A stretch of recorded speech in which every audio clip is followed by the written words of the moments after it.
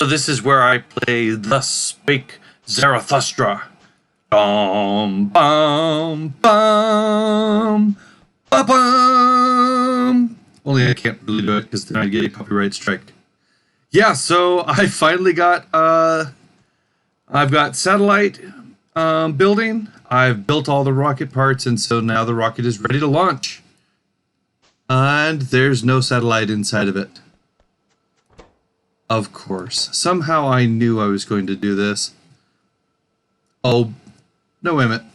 That inserter is backwards. After all of this. Well, thankfully, I only have to get 100 of those. I think I've got a good backlog. Oh, well.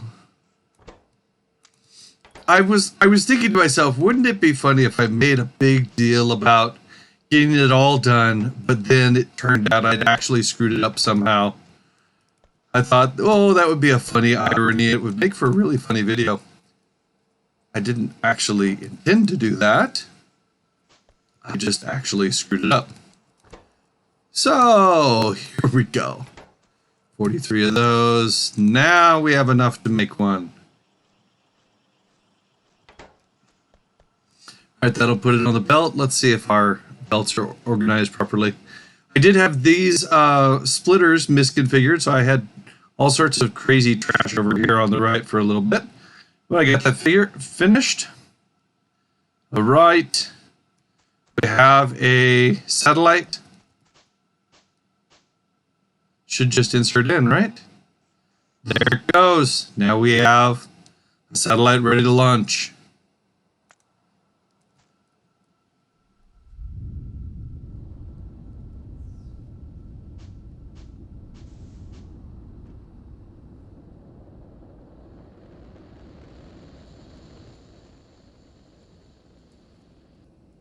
You can't see it on the map, no. 32 hours, all right. Well, a lot of that was idle. But I wasn't going to be hitting any speed runs the way I was playing anyway. Okay, so cool. Now, I want to see how the replay feature works. I think I can do this. All right, quit. Replay game. Let's see how it works. Replay data not found. I thought for sure that I had, oh, that's just, so, okay, double fail. I got the rocket launched, but everything else went badly. Okay. Oh, wow. Okay, so anyway. There's the Factorio playthrough. I've been thinking about this, if I wanted to take it further or not, and I decided that I'm going to go ahead and I'm going to play around with a Megabase idea. So to start with, let me show you the things I've done. While I was offline, I did a lot of upgrading of the base itself. One of the key things that you'll notice that's brand new right here is that I've created auto creation of the steel chest, which feeds into now creating 4 out of the 5 different types of logistics chests. I did not make the active provider chest. So if you're not familiar with how logistics go, logistics are robots that will move items back and forth between chests. And there's different categories of chests. The one that I use most commonly is the passive provider chest. Passive means that the robots do not automatically empty it, but it is a reserve where robots can go to it. So you'll notice that I actually, if I turn off Alt, all of these are passive provider chests.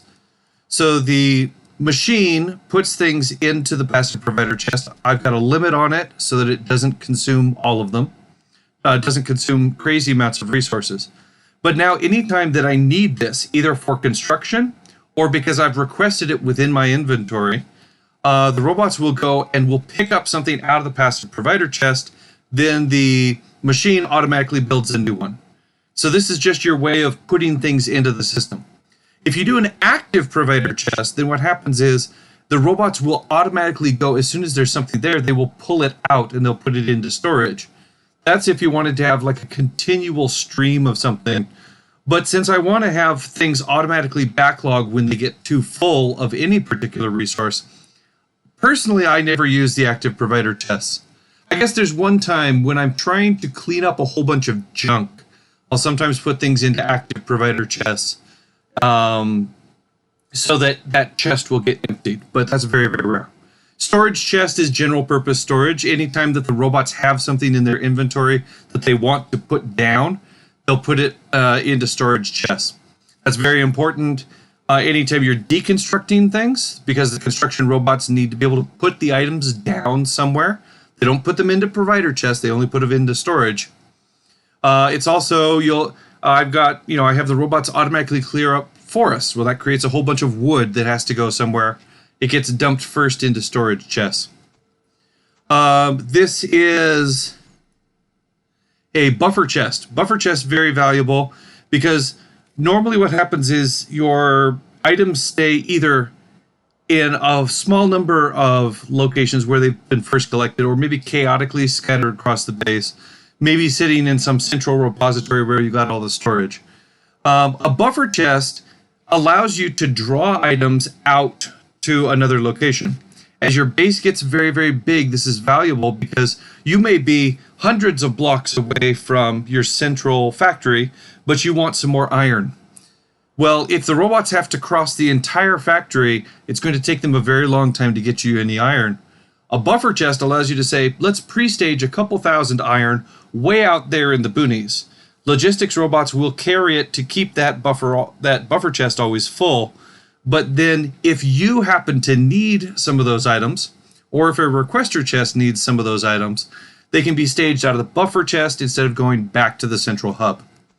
And a requester chest is something that you use. You've actually seen me use this already. Requester chest is something where you actually make a request and the logistic robots will deliver something there.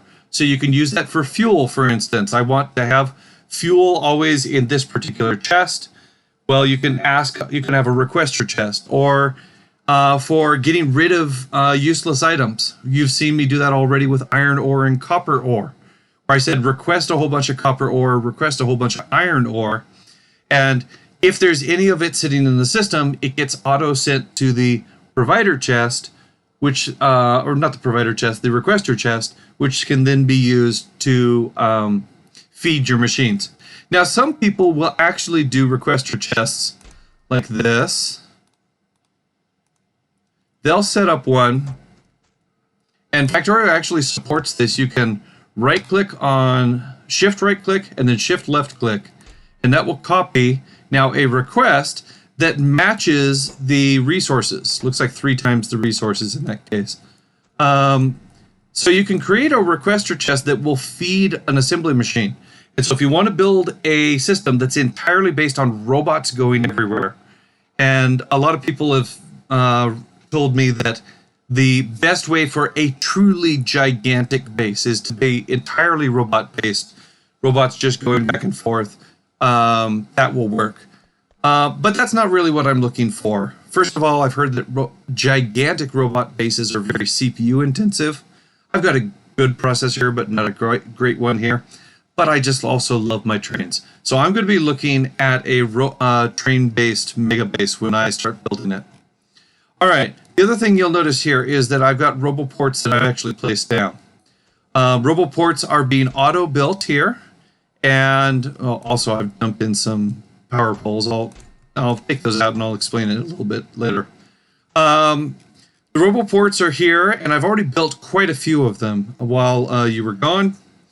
I also built this recipe, or this blueprint. This is a standard blueprint that I use in most of my games. The roboport grid. So the way roboports work is that every roboport has 2 radii. So it has a radius. The yellow radius is the radius at which it will do logistic work. So this is moving things between logistic chests. If you're standing inside the yellow radius, then logistic robots will be willing to deliver to you or to pull things out of your chest slots. Logistic robots will not go beyond the yellow boundaries, but construction robots will go out to the green boundaries. So if you ask it to clear out trees or to build new things, construction robots will go out that far. That becomes very useful because what you'll notice here is that if I place down a roboport, that's not going to work because it's not a real roboport. What you can do is you can set up a perfect ratio here, or a perfect distance. The reason I've done this grid this way is that these roboports are now spaced out at exactly the right width for being able to do logistics between them, but no, they're no closer and no further than that. So this is like the ideal spacing. And so what I do is I just started an arbitrary place in my base, started close to the place where we actually built the roboports, as probably is not surprising, and then built a single roboport, and then built a grid anchored off of that. And so what you see is that these are just the right distance so that they can be connected by logistics robots. So all of this area is covered by yellow. I don't have a roboport in the middle here, just because I didn't need it when I had already built the solar and the accumulators. But I do have roboports here because there were various places where I was building new accumulators, new solar power, and I needed roboports to help me do it. You'll see that there's still a whole bunch of empty spaces. I'm waiting for the construction robots to come in as the resources become available to build more stuff. This is the new coal mine because the old coal mine is pretty much exhausted. I actually connected this one with a belt, not with trains, because it's far enough, or it's close enough, we don't really need it. So the idea here is that if you have the grid, although the logistics robots won't go to the next roboport until it's built, the next roboport is within the build range of the previous roboport. And so you can place these grids very far out, and over time, it does take a while because the robots are not terribly fast. Over time, the robots will eventually fill in and build all of these roboports that you've asked for. Now, you'll also see that there are some places where I've got some holes. That's because the natural place for one of these roboports, if you look at the grid, the natural place was right up here. I could have moved all these pipes, and I decided that this was not a critical place to have logistics coverage, so I put the roboport at an off-grid location. I do that occasionally right in the middle of my base. Once I've switched over to roboports, though, the roboports tend to be the first thing that I put down in an area. And so once I have roboports, I have a tendency to build around them. All right, so to make use of, you'll notice that I've now got 80 labs here, and I also have enough throughput that I've got a backlog of both purple and yellow. So let's queue up some things. I'm going to need, let's see, I don't need nanobot stuff. Logistic. Okay, I want the trash slots eventually. But what I want first is logistic slots. Okay, so I'm going to research that. And then I'll also research trash slots. And I might go straight down into trash slots 2. And then auto. Auto is very, very nice. We'll just queue up a whole bunch of these things here. This should research pretty quick. I also had to really kick up the power production because even with the solar I was building was not enough. So I filled this in, built a whole second power line. Now, or a whole second power station. Now, I'm running short of fuel. All right, so that's something to be debugging in a little bit here. So let's talk about trains a little bit. So what I'm noticing here is that I've got good throughput, but I've got, my trains running relatively regularly, and I've got now red belt output from iron and from copper. Actually, I'm going to red belt output for green circuits as well, so things are coming along. but I need more. And so what I'm going to do here is I'm going to set up a second iron train. Now I don't have a second set of stations, and so you have to be thinking carefully about what you're doing here. If you simply say, I'm going to have a second train, then what would happen is that you'd end up with a deadlock, right? Because you'd have one train sitting at the mine, one train sitting here at the drop-off point, and they would never be able to get past each other. You can try to fix this by having double track. But then what happens is that your trains have a tendency to wait on the double track. Double track is great for producing a system that doesn't have deadlocks and allows very high throughput as you go.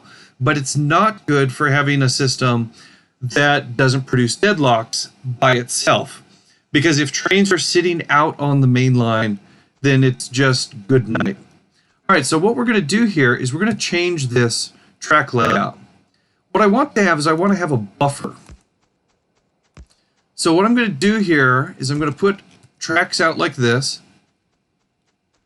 And I'll put, again, signals here. But this time I'm only going to put signal on one side. I'm creating a one-way buffer here, a one-way track. So now trains can come from the left in. They can come and they can land here at the station. However, they will not be able to leave through that same track. So what I'm going to, how do I want to do this? I'll have to think about this a little bit more here. So, oh, I've got power lines in the way too. That's going to be interesting. All right, let's make this a shared buffer then, or a shared detour. We can have iron and copper both going down through this path.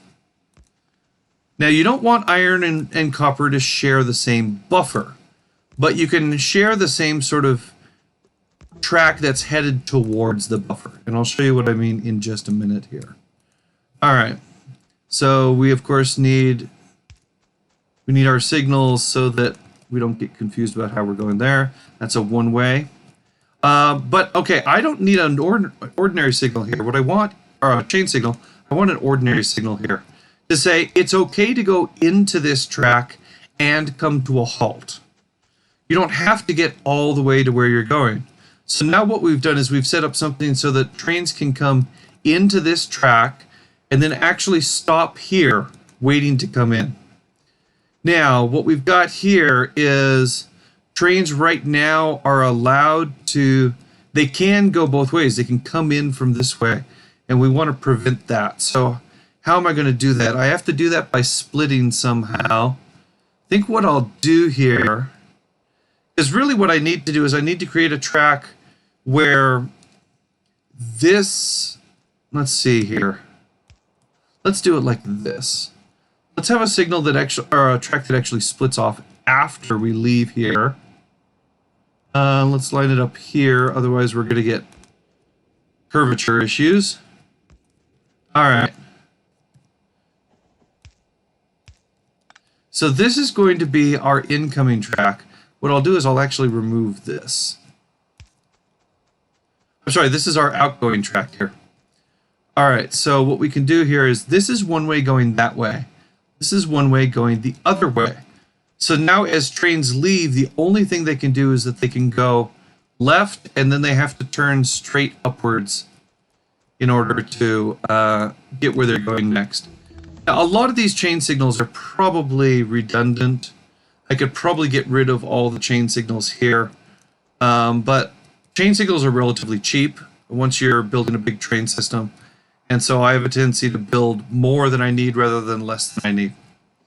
All right, so now we've got a system here where the only way trains can get to the station is by coming right here. So let's send this. I've given it fuel only on one side. Let's give this an order that says it's going to go into not iron ore, into the iron ore in station. No path. Yes, you do have a path. think you're confused here. All right, let's drive you manually.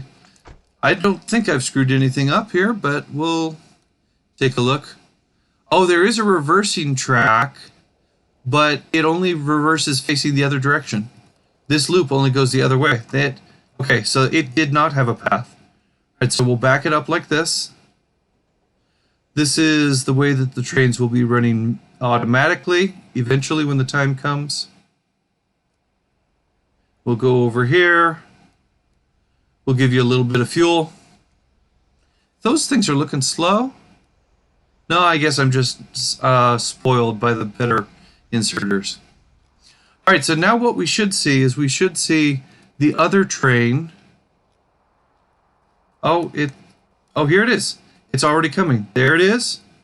So this is the reason we created the buffer track, is so that it would sit here and it would wait, but now there's a space for this train to go by. We can send that to iron ore. It'll head off to iron ore. The new train will come in. This will give us better spacing. All right, so what I'm going to do here, that's long enough for 3 units. So that's a space there. And then what I'm going to do is I'm going to actually change the copper so it has the same basic layout. You know what? I'm going to move this back. I'm going to move this back so we can build a track that goes straight through. And this needs to move back a similar amount. You know, I don't like having signals that close. I'm just being a little OCD about it, but I like being OCD. Okay, so this, yeah, just get rid of that signal. A flashing signal basically means that the signal is involved in kind of a loop. It's the signal actually, like, both sides of the signal reference the same block, and so it's not really giving you any effective protection about anything. It's not dividing 2 blocks into individual pieces. All right, so we're going to take this. Well, didn't want the second one there. And actually, I don't want this vertical line. There we go. Get rid of that piece. Come on, we've got that. We want to have, oh, no, other side, signal here. Oh, but I did need a signal here because this is what's going to control the fact that we're only going one way. Well, wait a minute, is that necessary? It is necessary because otherwise trains could come down this way and foul the main line. We don't want to foul the main line. All right, we'll put a signal here and a signal here. All right, that'll work nicely. All right, so now what we've got here is that you're going to have separate weight locations. Oh, that's too close. All right, we'll move that further back. So we've got separate weight locations so that the iron and the copper are not contending for this input buffer. But they are sharing this over here on the top. All right, so we're going to switch this to a chain signal to match. Remove that. We don't have to move this signal, but it looks prettier if it's in the middle. As we said on the previous one, this signal is not really necessary, but I just kind of like things. You know what? Let's make it more like this. And that should, okay. Oh, it was stopping for minutes because I was creating signals that blocked it. All right, so now the iron and the copper both have the ability to have double trains. We don't have double trains yet on copper. And it looks like we don't have enough iron ore production to justify double trains for iron ore. So, but what that means is that now our input station is ready to accept it once the mines are actually big enough to justify it. So that's kind of cool. And we were at a point where our previous design was just insufficient. Now this is weird. We have plenty. Why were we not... no. Manual mode. Don't waste time over here. Ah. I may install the Farl mod. Farl is the FARL, fully automated rail layer. It's a fascinating, very aggressive design. They tried to do some really astonishing things with basically building rail lines as you drive the trains along them. And it mostly works. It's a little bit kludgy, a little bit difficult to use, but for what it does, it's astonishing. But I never found it terribly compelling in the end after I actually played with it for a little while. Didn't seem to actually give me what I wanted, except for one feature. When you're driving a train, it has a hotkey that allows you to switch between manual and automatic mode. So very often I have Farl installed just simply for that one feature, not for any other reason. Okay, so I'm not sure actually why the trains were not in motion last time, unless... Oh, this train is not full of fuel yet. So it was sitting here because of the inactivity mark. Okay, that makes a lot more sense. All right, so let's, we've got this cooked up. We got decent throughput. But now it's time to start to think about, well, actually, let me show you how logistics slots are working now that we've got them configured. All right, so I'll use logistics very often to keep myself stocked with iron. I typically set a request of 1,000 iron, 500 copper, and 500 steel. Now, what this will do is that if I'm in a place that's covered by a logistic network, and if they're in that same network, there is a provider chest or a storage chest, or a buffer chest actually, that has what I need, then logistics robots would go and collect it for me, deliver it to my inventory automatically. So if you combine this with handy hands, you can get a situation where you just automatically auto-build almost everything with enough logistic robots. And if you're not going far afield where you're outside of logistics range, you can almost have a quasi-infinite supply of iron sitting in your inventory. It's pretty awesome. It's not perfect, has some limitations, but that's how things are in games always. So what I have here is this is a passive provider chest that's filled by the iron line here. So there is a supply of iron in the logistics system. I've requested some. I don't have 1,000 in my inventory yet. And so I would expect to see logistics robots pretty soon. Looks like they're coming pretty slowly. All right, trash slots. Trash slots are very, very cool because you can put things in here, and now the logistics robots, in addition to delivering things to you, will take things away from you. So that's a great way to just dump things. They end up in the logistics system. You let the logistics system then deal with it automatically later on. But what if you've got something that shows up often? So you can set an auto trash. Now what auto trash is a series of rules that will say, if I ever have more than something in my inventory, I want you to move it to trash automatically without me even clicking. So let's do this. I'll set iron ore, and let's set it to 50. I'll change it to 0 very soon, but let's just see what happens. All right, I'm gonna sit over here. Let's queue up some things, or not queue them up, but let's pick them up off the belt. So you'll see that I've got iron here showing up, but as soon as I get over 50 iron, whatever excess shows up is automatically put into my logistics trash so that the logistics robots will pick it up. Now, what I will normally do is I will actually set this to 0 because I don't ever want to have iron ore sitting in my inventory. So let's also do the same with copper ore. I never want that. I never want uranium ore. We're not mining uranium yet, but we will. Coal, I'll allow 1 stack. Wood, I might allow 1 stack because sometimes you want to build something with wood. It's kind of rare.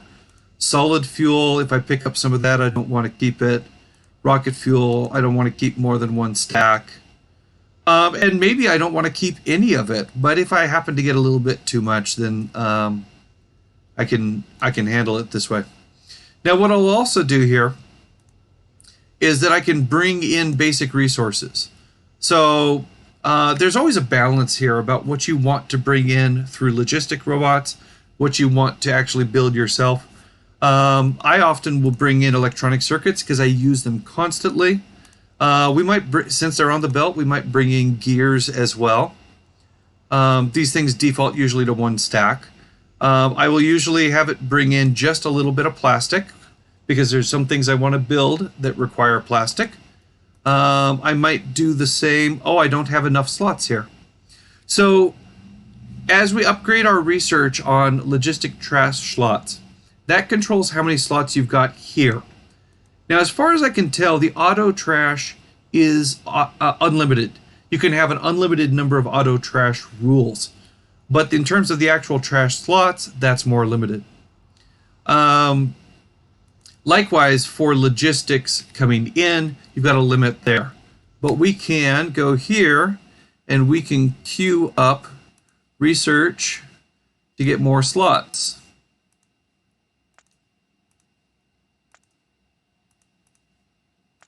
All right. The other thing, coal liquefaction would be good eventually. Trash slots 5. I think we're already queued up. Exoskeleton, that would be good things to work on later on. We do want to upgrade our worker robot. So I've been sitting here wondering why I don't have logistics robots. And then I remembered. When I was building my base, I started with... I put construction robots out, but I didn't put logistics robots out because I wanted to show them to you. All right, so to deploy robots, you can either put them into the inventory of a roboport, in which case they'll deploy from there, or you can just place them on the system. I'm curious where all these are going. That looks like it's going to a roboport, maybe? Or are they going to actually pick something up? Well, let's follow them along and see what they do. Oh, so they just turned. I think I accidentally moved outside of logistics range. If you do that, they will cancel whatever logistics build you'd requested. Okay, so you can put down construction robots the same way. And they will go take care of things. Now you'll notice things like I've queued up, I've asked it to build red belts. But the logistics system doesn't currently have red belts. You can go down here and what you can see is that we're missing certain things. It wants 150 red belts and a red splitter. So eventually you want to put this onto the factory where it auto builds. But what you can do is you can take out of your inventory, put some things into trash. And what will happen is that eventually, now it'll take a little bit here because the logistics robots are being slow, but eventually they will come and they will pick these things up. So I picked up that whole chest. Now the robots are going to come. Why did a construction robot pick that up? Oh, I didn't realize that construction robots would pick up out of your inventory. That's kind of cool. So you'll notice that they built a red belt and now they're carrying a yellow belt back. They're going to carry that over to the storage chest, drop it off. And someday when it's time to build more yellow belts, the construction robots will pick up that out of the storage chest and go for it there. All right, how are we doing for research? We got plenty of labs. We're actually running a bunch of labs, but right now we don't have a backlog of purple science, so we'd like to get some more there. All right, so let's see where I am for the time on this episode. Well, that says 35 minutes. So I think what I'm going to do is I'm going to call it a halt there. Now, I'm going to change my schedule. I've been putting out videos once a day. That's not something I can sustain long term. So I'm going to switch to a much slower schedule. But while I'm offline, I'm going to take this base as my baseline because it's producing a lot of resources. And I'm going to use it as the beginning of a very large Megabase. What I'm currently scheming up in my head, and I'm going to have to work on it to see if I can get it right, but what I'm currently scheming up in my head is a gigantic grid of double-track trains with roboports, but where each of the gigantic squares is going to have an isolated roboport system so that we're not moving items between them. And I think what I can do, I'm going to have to play around and prototype it a bit, but I think that I can set up a system that will automatically send resources between the two squares using filter inserters to magically keep the squares balanced. So I think what I'll be able to do is have a system that takes basic resources like iron and copper, steel, tracks, the roboports you're going to build, all those things, moves them in between squares using inserters and belts, but then within a square we'll deploy it using robots. I think I can build a standard factory cell there that will have enough space to do a big amount of processing, and I'll be able to just copy paste these all over the world and end up with a very high throughput Megabase. That's what my imagination is. I got to do some prototyping offline to see if I can actually get the circuit network working. But I'm hoping to do it. I'm hoping you'll be here for the next episode, or the next series as it'll be. And I'll see y'all later. Bye-bye.